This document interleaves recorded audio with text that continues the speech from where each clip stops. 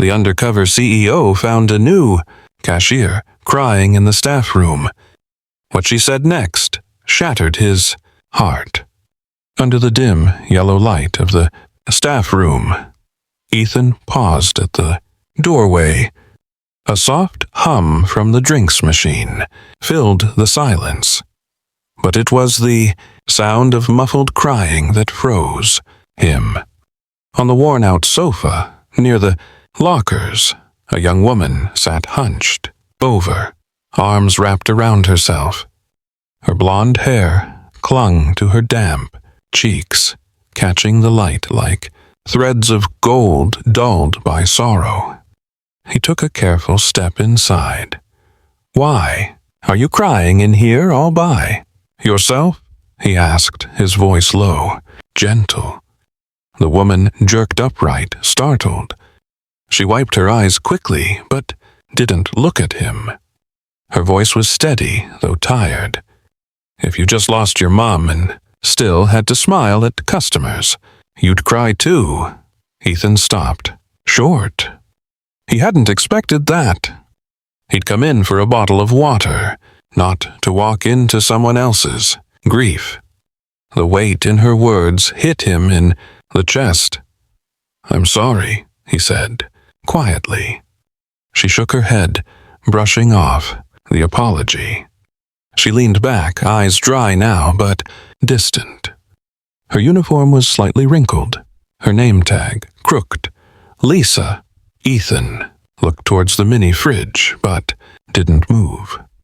The silence between them wasn't awkward. It was full of things unspoken.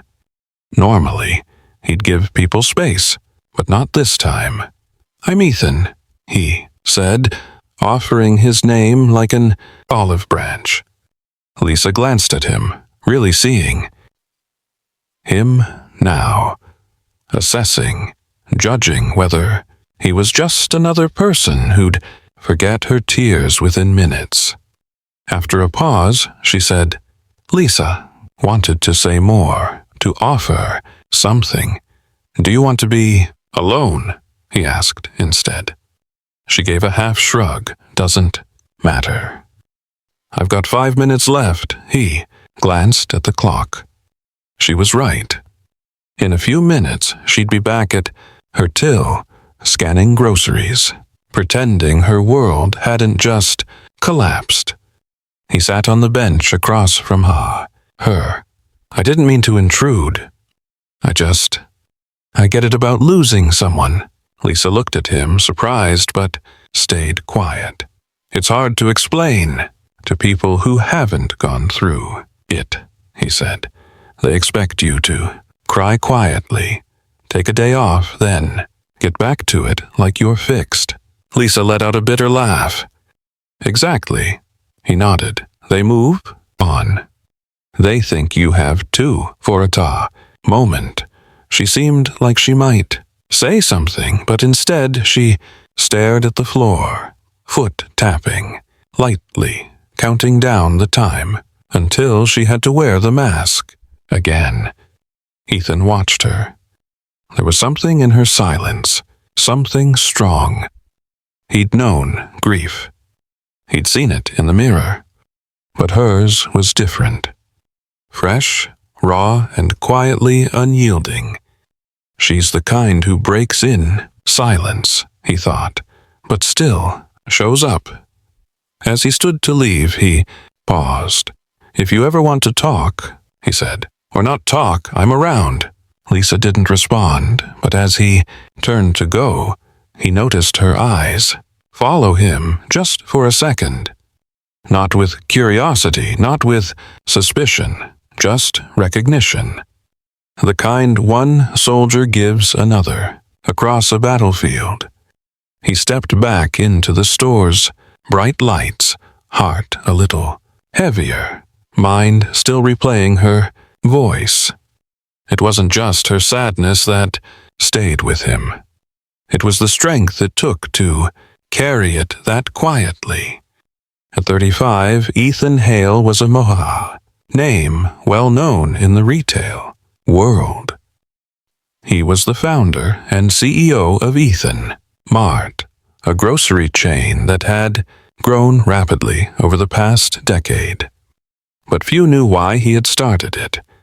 Ethan's vision had been born from loss, the death of his mother, and a hope that he could create something better for people like her. Elaine Hale had been a single mother and a cashier, working late shifts and coming home exhausted, but never failing to smile as she tucked Ethan into bed. She taught him that kindness was not optional. It was a way of life. She never lived to see his success, but Ethan had promised that her sacrifices wouldn't be in vain. When he opened the first Ethan Mart at 25, it wasn't just about groceries. It was about dignity. He made sure employees had paid sick days, flexible shifts, and staff rooms with real sofas and coffee, not just vending machines.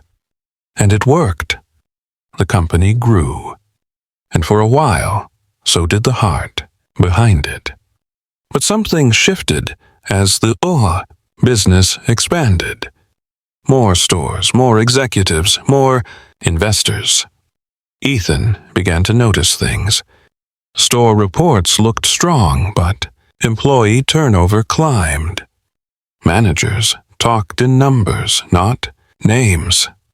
Words like efficiency and cost, control replaced respect and well-being. Then came the letter left anonymously on his desk. It was blunt but honest. A longtime store manager described a workplace drained of its original values. Burnout, pressure, fear. You started something good, the letter. Rad, but we don't feel it anymore. You built this company with heart, but it feels like the heart is gone. Ethan read it 3 times. That night, he didn't sleep.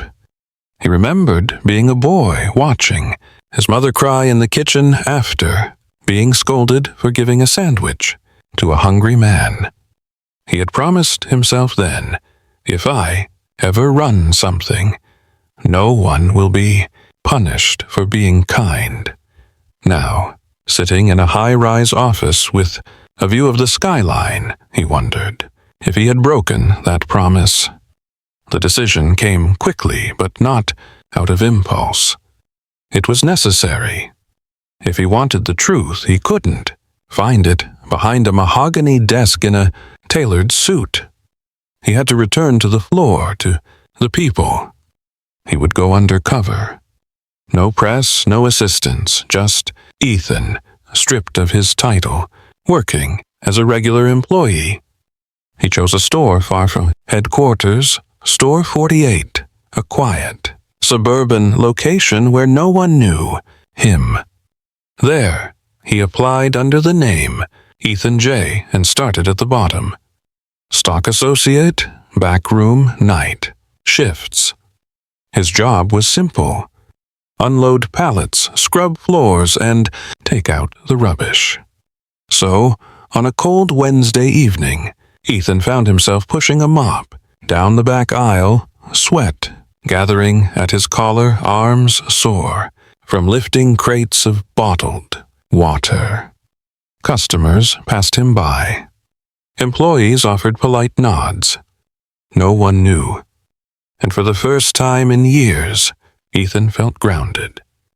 There was no corner office, no buffer, just him, face to face with the very culture he had created. Or perhaps lost. He wiped his hands on a towel, looking down the long row of shelves. I made a promise, he murmured, and I need to know if I broke it. The night shifts at Store 48 were quieter than the day, but Ethan had come to realize that was when the truest parts of people revealed themselves, under fluorescent lights, stripped of the rush and noise, the rhythm, of the store slowed into something almost human. That was when he began to notice her, Lisa. She worked till 3, always took the closing shift and rarely spoke, unless spoken to. She was slender, with pale skin and long blonde hair that she kept tied back in a loose ponytail. But what struck Ethan wasn't her appearance. It was her eyes. There was something in them he couldn't name. Not sadness exactly, but a certain stillness, like someone who had learned to live with something they never quite healed from. She was always kind to customers, but not in a performative way. It was quiet kindness, real. When an elderly man came through, her line short 2 pounds for groceries, she pulled the change from her own pocket without hesitation and told him not to worry about it. When a young mother's toddler threw a tantrum and knocked over a display, Lisa calmly knelt down to help clean up while offering a gentle word to soothe the panicked woman. She took shifts no one else wanted. She clocked out late.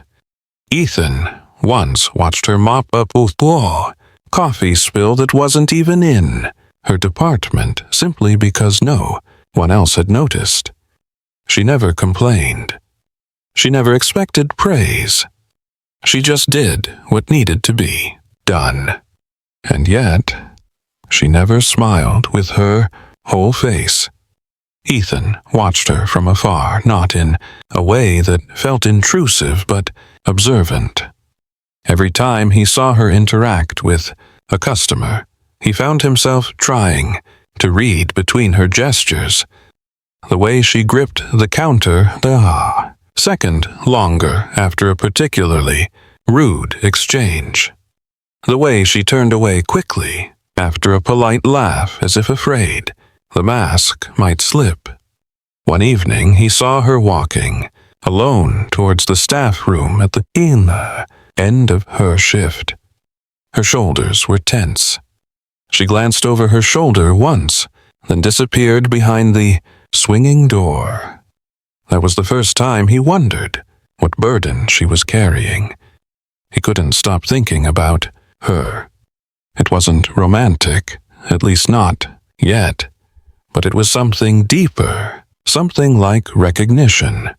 He saw in her the quiet strength of someone who endured, who kept going, not because they had the energy, but because they had no other choice. Ethan had spent the past week pushing trolleys, restocking shelves, and cleaning up broken jars.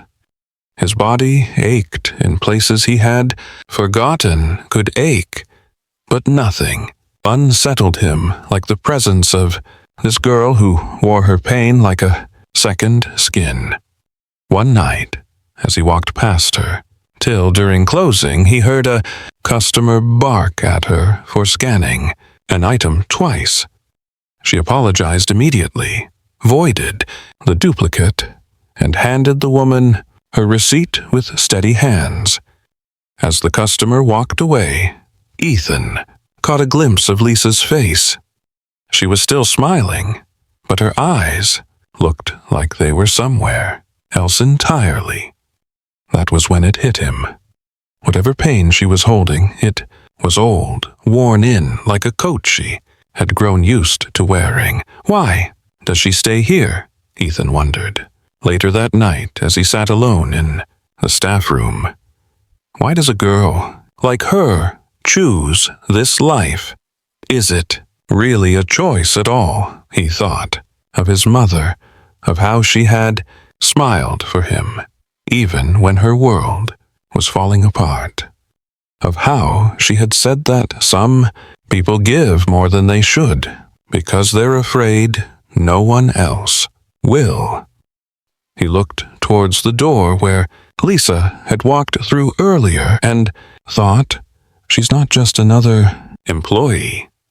There's something else, something I need to understand. And from that moment on, Ethan began to watch, more carefully, not from suspicion, but from a place of quiet reverence. There was more to Lisa than met the eye, and he could feel it in his bones. Whatever it was going to change everything. The staff room door creaked as Ethan pushed it open, expecting silence.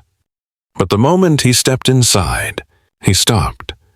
There she was again, Lisa, sitting on the edge of the sofa, elbows resting on her knees, a worn photograph clutched tightly in her hands.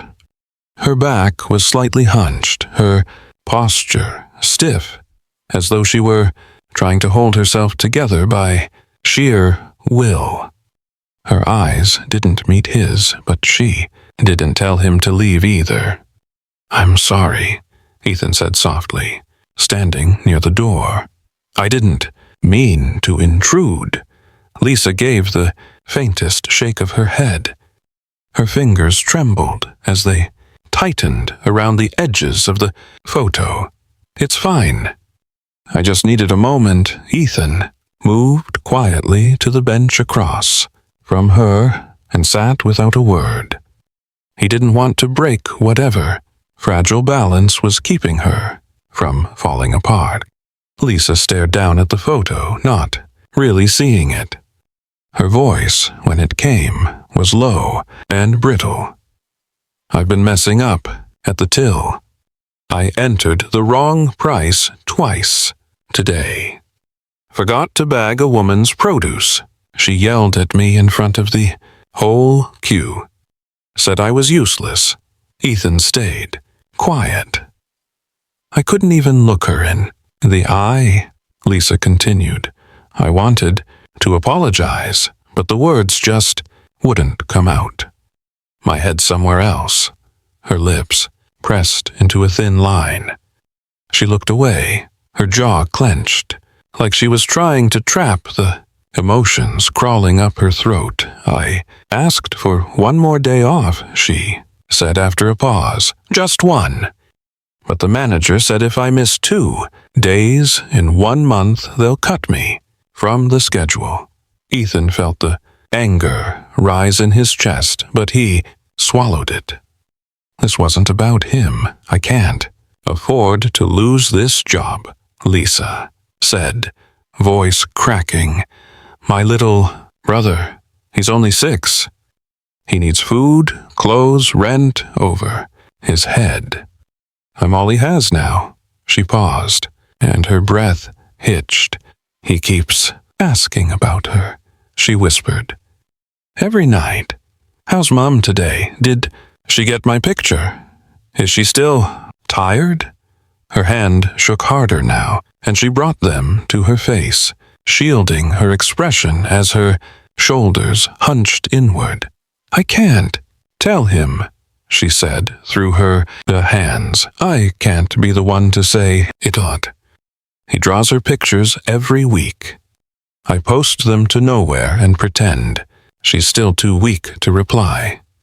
Every night I lie, and every morning I cry before he wakes up." Ethan's chest tightened. There were no words for this. No comfort big enough to wrap around the weight she carried. "I'm scared," Lisa whispered, finally, lowering her hands. "I'm scared that when he finds out, he'll stop smiling, that he'll lose the last piece of her I have left." Ethan watched her, the silence in the room now, dense, aching. She looked at him, eyes rimmed red, but dry. "I feel like I'm breaking, but I don't have time to break." He nodded slowly, his voice barely audible. "You shouldn't have to carry this alone." Lisa gave a hollow laugh. "But I do. That's the thing. No one else is going to step in. If I fall apart, everything falls apart with me." She leaned back against the sofa, the photograph now resting on her lap. Ethan glanced at it. 3 smiling faces. One of them, a boy with bright eyes and a gap-toothed grin. That's him, Ethan asked gently. She nodded. Tommy. He doesn't even know what grief is, yet, and I'm doing everything I can to keep it that way for just a little longer. They sat in silence for a moment. The humming vending machine, the ticking clock, even the distant buzz of the store outside. All of it faded into the background. Ethan wanted to promise her something. Anything. That she'd be okay. That things would get better. But all he could do was sit beside her and feel the gravity of her world pressing in. She wiped her face with the sleeve of her uniform and stood up slowly. I should get back, she said, voice low but steady. Ethan stood too. If you ever need anything, just say the word. Lisa didn't answer right away. Then, almost imperceptibly, she gave a small nod and walked out, the photo still in her hand. And Ethan, left behind in the quiet, knew something had shifted. He had seen pain before, but not like this. He had just stepped into Lisa's darkness and found it filled with a light so fierce it made his chest ache. It was a slow night at the store. The aisles stood mostly empty, the hum of fluorescent lights filling the quiet. Ethan, finishing his shift, wiped down a shelf in frozen foods when he noticed Lisa in the adjacent aisle, kneeling by the soup tins, methodically organizing with mechanical focus. Her movements were sharp, precise, but lacked any energy. Her eyes stared forward, unfocused. He hesitated, then approached. Need a hand? Lisa glanced up, startled, then managed a small, tired smile. I'm good. Just keeping busy. Ethan crouched beside her and began stacking tins. Sometimes that helps. Silence followed, but not uncomfortable. Then Lisa spoke, her voice soft. You ever meet someone just once, but they changed everything? He looked at her, surprised. Yeah, I think I have. Lisa nodded. My mum used to say that there was someone like that for her. Ethan paused. Who? She was driving late 10 years ago. It was raining hard. Her car spun off the road into a ditch. She was trapped, scared. Lisa's voice dropped, touched with something reverent. She said a young man stopped. Mid-20s, maybe. He pulled her out, drove her to the hospital, stayed the whole time, argued with the nurses to get her seen faster. Ethan's breath caught. She never got his full name. He told her he was Jonathan. Jonathan Hale. The name rang like a bell in Ethan's mind, and for a moment, everything froze. Jonathan Hale. It was his name before he changed it legally just before founding the company. At 25, he'd wanted a clean start. He'd taken his middle name, left Jonathan behind, and became Ethan Hale. He remembered that night, the pouring rain, the car overturned in a ditch, a woman injured, frightened. He'd smashed a window, carried her out, and driven her to the nearest hospital, waited until she was admitted. She had thanked him. He had nodded, said it was nothing, and walked away. Now, here he was, 10 years later, listening to Lisa tell the story. She always called him her angel, Lisa said he didn't just save her body. He reminded her that good people still exist, that kindness mattered. She reached into her pocket and pulled out a folded piece of paper. Its edges were worn. She wrote, "This," Lisa said. She never sent it. She kept it by her bed. She handed it to Ethan. He took it with careful fingers, unfolding it slowly. "To the young man who pulled me from the wreckage. You may never know what you did for me that night. But you didn't just save my body. You saved my belief in people, in decency, in good. If my daughter ever meets you again, I hope she sees what I saw, a heart that didn't hesitate. If I'm gone by then, please know you gave me more than one night of life. You gave me 10 more years with my children. Thank you, Elaine Carter." Elaine. That was her name. Ethan's throat tightened. He looked at Lisa, the realization settling in with full weight. She was the girl from that night. 14 years old then. He remembered her faintly, waiting in a hallway with a coloring book, blonde ponytail, wide eyes full of worry. Now here she was, grown, hurting, strong, and he had been beside her for weeks without knowing. She had no idea the man in the story was sitting in front of her. "Are you okay?" Lisa asked, noticing the shift in his expression. Ethan nodded slowly, folding the letter with trembling hands and offering it back. "Yeah, that's a powerful letter." Lisa gave a soft smile. She believed people like him were rare. People who did good and didn't want anything back. Ethan took breath, forcing himself to stay steady. "Sounds like he left a mark." Lisa's eyes grew misty. "He did." She tucked the letter away and stood, brushing off her trousers. Ethan remained still, his thoughts spinning. Was it really her? Was this girl, this woman, the same child who once drew him, an angel with crayon wings, and thanked him for saving her? Mother? And if so, what did he do, now that fate had brought them together again? Ethan sat on the floor of his flat late that night, surrounded by boxes he hadn't opened in years.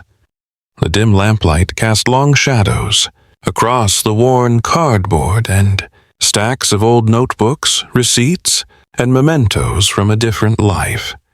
His hands moved slowly, methodically, as if they were afraid to find what they were searching for. The letter Lisa had shown him still echoed in his mind. Jonathan Hale, her mother's name, Elaine. The night of the accident, it all lined up too perfectly. He needed to know for sure. Digging through one of the final boxes, Ethan found it. A weathered leather journal. The edges frayed, the spine nearly torn. It was the journal he had kept in his 20s, back when he still wrote down thoughts instead of typing them into a phone. He flipped through the pages, notes about early business ideas, reminders, short entries about long nights, and dreams he barely remembered anymore. Then he found it. Tucked between 2 pages, pressed carefully between paper and leather, was a small drawing. The paper was faded now, its edges curled with time, but the image was unmistakable. A childish crayon sketch of a smiling angel with big wings and a gold halo, and at the bottom, written in large, uneven letters, "Thank you, handsome man, for saving my mum, Lisa." Ethan froze. His breath caught in his chest as he traced the lines with his fingertips. The angel had brown hair and a blue shirt, just like he had worn that night. The wings were lopsided, the face crudely drawn, but the message was clear.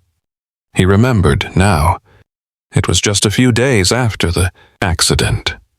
He had gone back to check on Elaine, to make sure she was recovering. She had invited him into their modest home, a small rental on a quiet street. The furniture was old. The kitchen smelled like warm bread, and the walls were lined with photographs of a life built with love.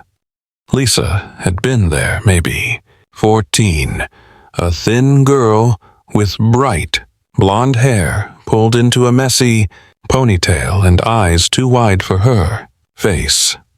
She had peeked around the corner, shyly at first, then run up to him, holding the drawing with both hands.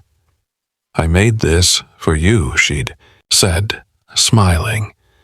"You're like a real-life angel." He had laughed, awkwardly, flattered but unsure how to respond. He took the drawing, thanked her, and promised to keep it. And he had. Until tonight he had forgotten. Now, 10 years later, the same girl, now a young woman, was back in his life, broken but brave, carrying the weight of a world that had never gone easy on her. He stared at the drawing, a lump rising in his throat. Emotions surged through him. Disbelief, sorrow, awe. The kind of awe that comes when the universe circles back and places someone you once knew into your path again. Just when you're finally able to understand why. Tears welled in his eyes. She had called him a guardian, angel, but the truth was he had only been there for a moment, a passing light in one of the darkest nights of her mother's life. Yet somehow that moment had mattered. It had lived on in Lisa, in her mother, in that letter she had never sent. And now she was in pain, alone, carrying not only her grief but the responsibility of raising her younger brother working herself into exhaustion just to survive. And still she had kept the gentleness her mother had loved, the decency, the strength. Ethan wiped his face with the sleeve of his shirt, trying to steady his breath. She remembered me, he whispered, all this time, but she didn't know yet. She didn't know the man stocking shelves next to her, who had listened quietly as she cried, was the same one from that night. The man she had once drawn with wings and called Angel. The realization was overwhelming. He sat in silence, the drawing in his lap, heart aching in a way he hadn't felt in years. The past and present had collided. And in the middle stood Lisa, not just a girl with a sad smile. She was a piece of a promise he had made long ago, a symbol of something he thought he had lost in the noise of boardrooms and deadlines. He folded the drawing carefully and pressed it back between the journal's pages, but not to forget it this time. No, now it was a reminder, a guide. He looked out the window into the quiet night and whispered to the stars. She gave me this once. Maybe now it's my turn to give something back. And with that, Ethan knew he would not walk away. Not this time. Everything is written precisely to the tone and structure you've set. The morning air was cool as Ethan stood outside the store, sipping his coffee, watching delivery. Lorries unload their cargo. To anyone passing by, he was just another early shift worker waiting to clock in. But inside, his mind was racing. He had a plan, a quiet one, a gentle one. A plan born not of duty, but of something far more personal. That week, Ethan set up a private support pipeline through the Key, nonprofit he had founded years ago in his mother's name. Still active, but now under the radar, under the alias from a friend of your mother. He began sending weekly care packages to Lisa's flat. Each box was carefully assembled. Healthy groceries, toiletries, small toys, and school supplies for her little brother, and sometimes, tucked between the items, a handwritten note on unbranded stationery. You're not alone. Keep going, or your strength is seen even when you feel invisible. He knew she would be suspicious at first, but he also knew she needed to believe in grace again, in invisible kindness, just like her mother once had. Then came the song. One night in the staff room, Ethan had overheard Lisa humming softly as she folded receipts, just a few faint notes, almost lost in the hum of the vending machine. But he recognized it. It was the same melody her mother had hummed years ago in that hospital room. A lullaby passed down. He recorded it discreetly on his phone and later sent it to a composer friend along with a simple request. Can you make this into something she'll never forget? Final piece arrived a week later. A delicate acoustic version of the tune stitched gently with Lisa's own humming, preserved like a memory beneath piano chords and strings. Ethan had it placed inside a small wooden music box. He wrapped it carefully, added a note. For nights, when silence is too loud, she's still with you, and left it at her door with no sender. But there was one final piece of the puzzle, one he had been holding onto for 10 years. The drawing.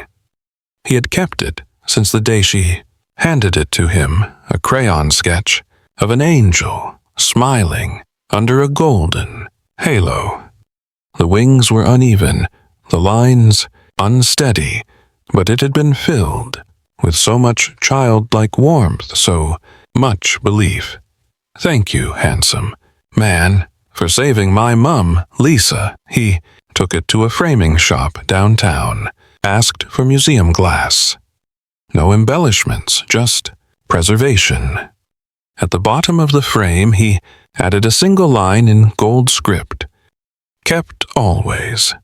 When it was ready, he wrapped it in soft paper and had it delivered to the store, addressed only to Lisa staff, locker. No sender, no message. He waited in the staff room as the shift manager handed her the package.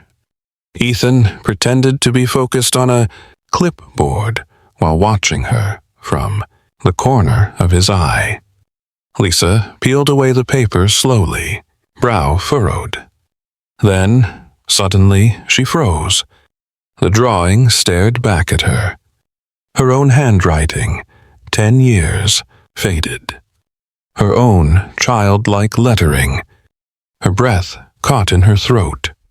She sat down on the sofa slowly, clutching the frame. Her fingers trembled as she traced the glass. Her lips parted, but no words came. Then finally, her voice cracked through the silence. Who would keep this for 10 years, she whispered. Ethan didn't move. He let the moment breathe.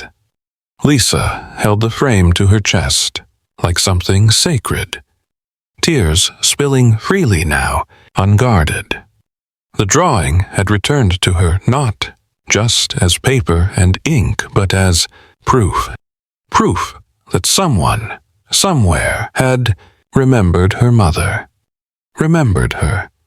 She whispered again, voice breaking.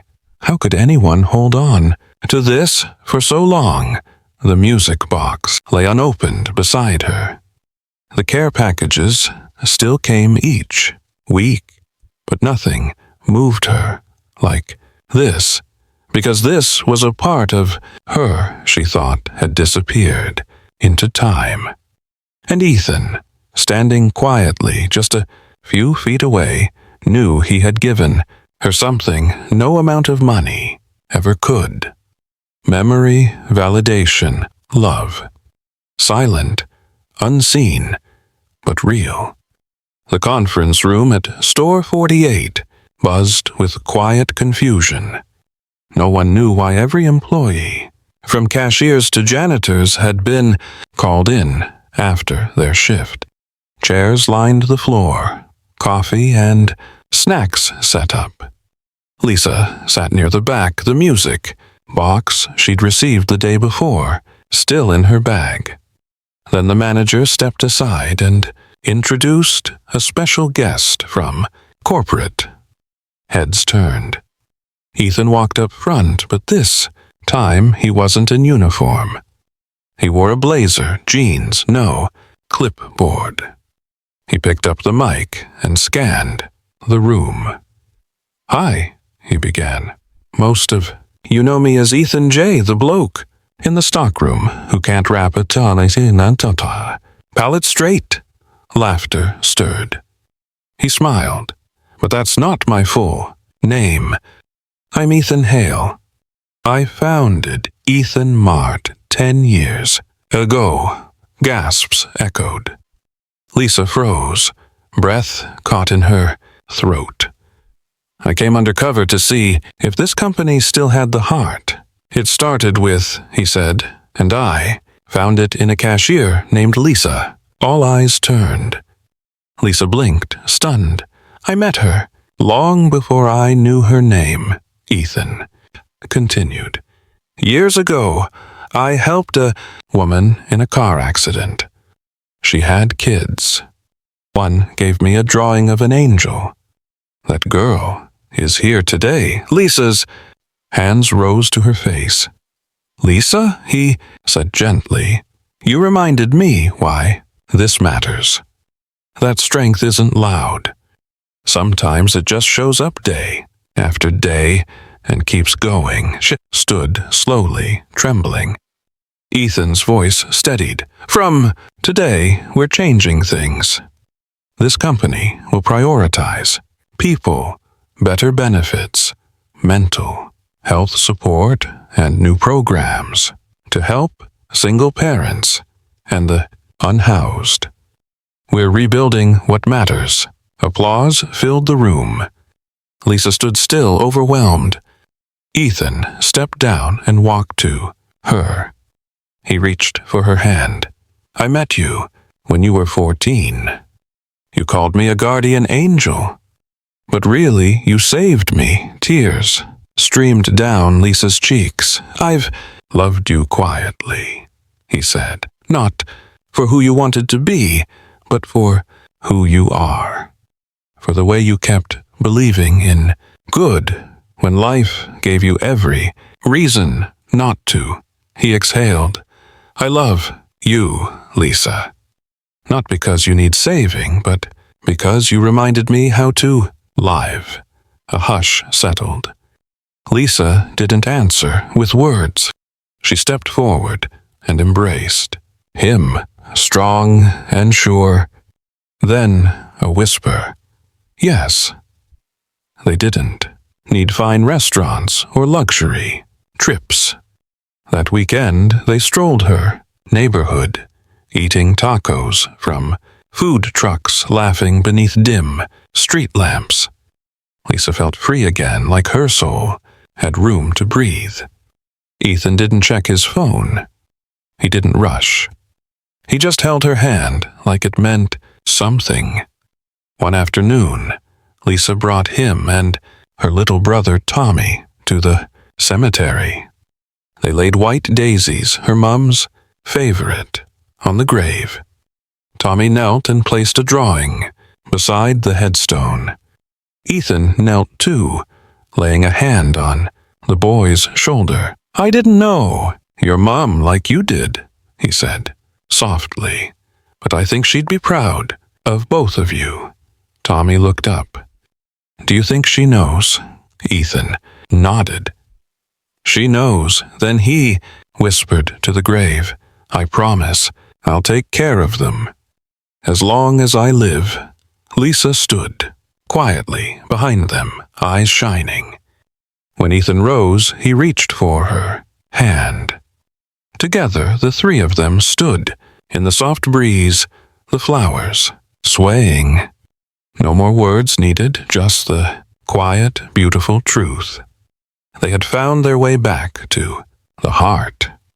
Their love story wasn't a whirlwind romance, but a gentle unfolding, like a flower turning towards the sun. A year later, in that same quiet neighborhood, Ethan, Lisa, and Tommy stood in front of a small, charming house with a bright blue door. A sold sign was planted in the little front garden. It was theirs. Ethan had used his own money, not the company's, to give them a place of their own, a place to finally be a family. Inside, the rooms were filled with light, laughter, and the smell of fresh paint. Tommy chased a sunbeam across the wooden floors, his smile no longer shadowed by a grief he couldn't name. Lisa, now managing the community outreach program Ethan had created, leaned against him, her head on his shoulder. "You kept your promise," she whispered, her voice thick with emotion.